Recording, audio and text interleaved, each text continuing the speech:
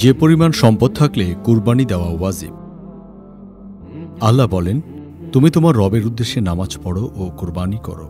সূরা কাউসার আয়াত 2। কোরবানি অর্থ নৈকট্য, সান্নিধ্য, উৎসর্গ। ঈদুল আজহার দিনগুলোতে আল্লাহর সন্তুষ্টি লাভের উদ্দেশ্যে নির্দিষ্ট পশু জবাই করাকে কুরবানি বলা হয়। কুরবানির বিধান হজরত আদম আলাইহিস সালামের যুগ থেকেই চলে এসেছে, তবে বর্তমানে প্রচলিত কুরবানির গোড়াপত্তন করেন হজরত ইব্রাহিম আলাইহিস সালাম। রাসূল সাল্লাল্লাহু আলাইহি সাল্লাম বলেন, কুরবানির পশুর প্রতিটি পশমের বিনিময়ে এক একটি করে নেকি দেয়া হয়।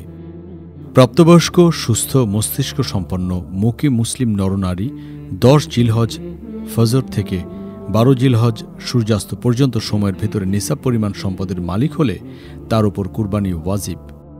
তবে 10 জিলহজ ও দিনে কুরবানি করা উত্তম।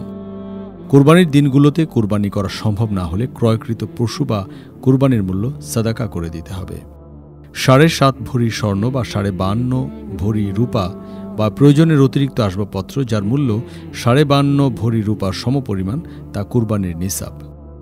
টাকা পয়সা, স্বর্ণালঙ্কার, মৌলিক প্রয়োজনাতিরিক্ত জমি, বাড়ি, ব্যবসায়িক পণ্য ইত্যাদি কোরবানির নিসাবের ক্ষেত্রে হিসাবযোগ্য। নিসাবের মালিক নয় এমন ব্যক্তির জন্য কুরবানি করা মুস্তাহাব, তবে তিনি কোরবানির নিয়তে কোনো পশু ক্রয় করলে তা কুরবানি করা ওয়াজিব হয়ে যায়।